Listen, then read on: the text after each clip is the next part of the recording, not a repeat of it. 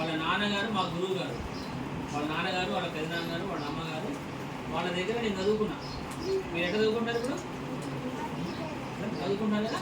అట్లాగే నేను వాళ్ళ నాన్నగారి దగ్గర, వాళ్ళ పెద్దనాన్నగారి దగ్గర, వాళ్ళ అమ్మగారి దగ్గర నేను చదువుకున్నాను. వాళ్ళ స్కూల్ నడుపుతున్నారు వాళ్ళ అబ్బాయి ఆనంద్ గారని. మీరు మిమ్మల్ని అప్రిషియేట్ చేయడానికి వచ్చారు. మీరు మంచిగా వచ్చి అందరూ నేర్చుకుంటారు కదా, మిమ్మల్ని అప్రిషియేట్ చేయడానికి వచ్చారు.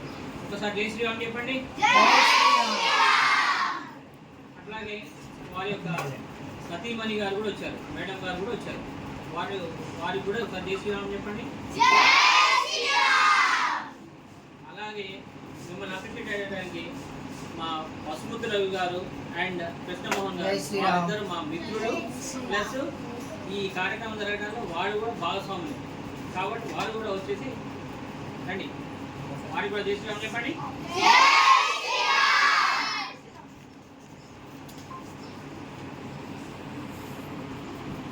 మిమ్మల్ని ఇన్స్పైర్ చేయడానికి వివేకానంద స్కూలు సారు ఆనంద్ గారు, వారు సతీమణి గారు వచ్చారు. వారు మీకు కొన్ని కోర్స్ చెప్తారు, వినండి. ఇద్దరు వినండి. అందరూ డైలీ వస్తున్నారు, డైలీ ఆప్షన్ కాకుండా. ఎలా ఉంది ఇక్కడ?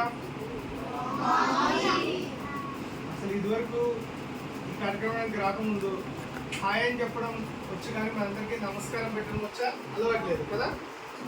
నమస్కారం పెడితే ఎలా ఉంటుంది? చాలా గౌరవంగా. అంటే మనం ఎవరికి నమస్కారం పెడతాము? మామూలుగా ఇక్కడికి రాకముందు కూడా గుడికి వెళ్తే దేవుడికి నమస్కారం పెడతాం. ఇప్పుడు మనం చదువుకున్నది ఏంటి? త్వమేవ మాత చ పితా త్వమేవ. అవునా? అంటే నీవే సకుడువు, నీవే తల్లివి, నీవే తండ్రివి. అంటే మీ స్నేహితుల్లో కూడా దేవుణ్ణి గుర్తించమని మన యొక్క ధర్మము, మన యొక్క సంస్కృతి మనకి నేర్పుతున్నాయి. అంతే కదా.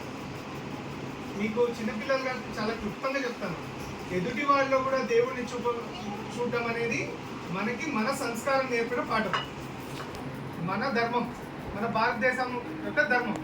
ఆ ధర్మంలో మనకి ఇన్బిల్ట్గా అలవాటైంది. తర్వాత బ్రిటిష్ వారి పాలన వల్ల రకరకాల ఇబ్బందుల వల్ల మనకి హాయ్ చెప్పడాలు ఇవన్నీ వచ్చాయి. ఇలా మన భారత వికాస్ పరిషత్ ఇలాంటి కార్యక్రమాలు చేయడం వల్ల మనము మీ ఇంట్లో కూడా మీరు వెళ్ళి రోజు పొద్దునే అమ్మకి నాన్నకి నమస్కారం పెట్టడము ఒక్కసారే కదా. మన అదేమి ఎప్పటిగా ఫీల్ అవ్వకూడదు. ఏముంది ఒక్కసారే. ఇప్పుడు చదువుకుంటుంది ఏంటి? తల్లి తండ్రివి నీవే. స్నేహితుల్లోనే దేవుణ్ణి చూస్తున్నామంటే తల్లిదండ్రులు ఎవరిని చూస్తాము కదా. దేవుని చూస్తామా లేదా? మనకి ఇష్ట దేవతలు ఎంతో మంది ఉన్నారు, వాళ్ళని మన తల్లిదండ్రులు కావచ్చు అందరిలో చూసుకుంటాం. అందుకే పొద్దునే లేవంగానే ఇక్కడ చెప్తున్నారు కదా ఎలా ప్రవర్తించాలి, ప్రవర్తన ఎలా ఉండాలి, భగవద్గీత శ్లోకాల ద్వారానే అలవాటు అవుతుంది కదా. మనము పొద్దునే లేవంగానే తల్లిదండ్రులకు నమస్కరించాము. ఇదంతా అలవాటు చేసుకుని ఇక్కడికి రావడం వల్ల మీలో మార్పు వచ్చింది. తద్వారా మీ ఎడ్యుకేషన్, మీ యొక్క చదువులో చురుకుదనం పెరిగింది అనే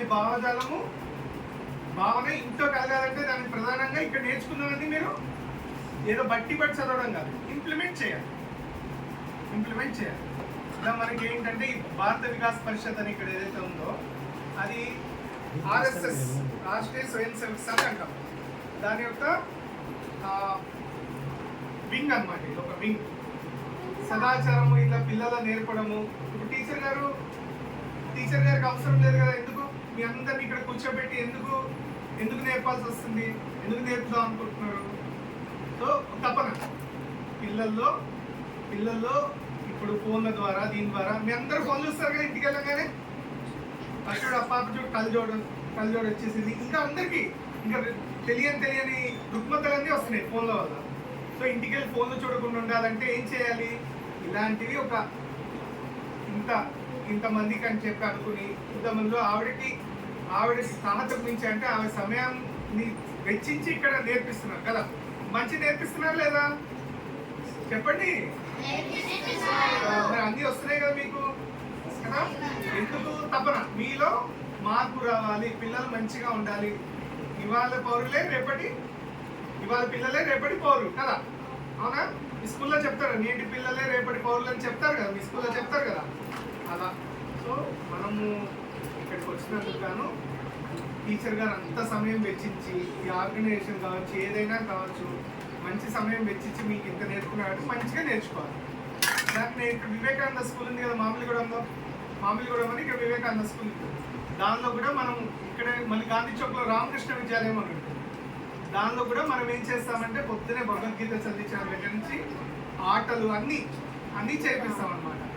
సో మనము ఎక్కడికి వెళ్ళినా సరే, ఏ స్కూల్లో చదువుకున్నా సరే, ఈ సదాచారాన్ని ఇప్పుడు మీ టీచర్కి నమస్కారం పెట్టారనుకో వాళ్ళు ఎంత హ్యాపీ ఫీల్ అవుతారు తెలుసా. అలా ఇక్కడ నేర్చుకున్నది ఖచ్చితంగా మీరు పాటించాలి. సరేనా? ఓకే అండి. Okay sir. జై శ్రీరామ్ అనండి. జై శ్రీరామ్ అంటే ఓకే. హనుమంతుడు ఏం చేస్తాడు, ఒక్క ఎత్తుకున్న ఇక్కడి నుంచి తమిళనాడు, మనం ఇప్పుడు భాషలో తమిళనాడు దగ్గర నుంచి శ్రీలంకకు దూకుతాడు ఒక్క ఉతుకున. ఏమంటారు, జై శ్రీరామ్ అని ఒక్క దుక్కితే వెళ్ళిపోతాడట. అంత బలం ఉంది ఆ పదానికి. ఎవరైనా కనిపిస్తే హలో హాయ్ కాకుండా నమస్తే అండి జై శ్రీరామ్, ఫోన్ ఎత్తంగానే జై శ్రీరామ్ అన్నాం అనుకోండి, మన సంస్కారం.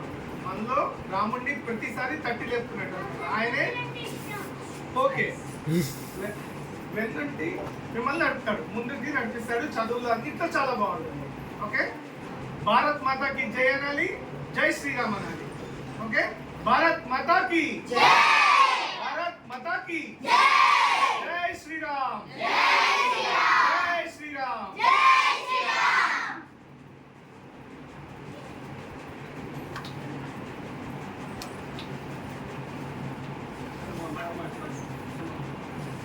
కృష్ణమోహన్ గారు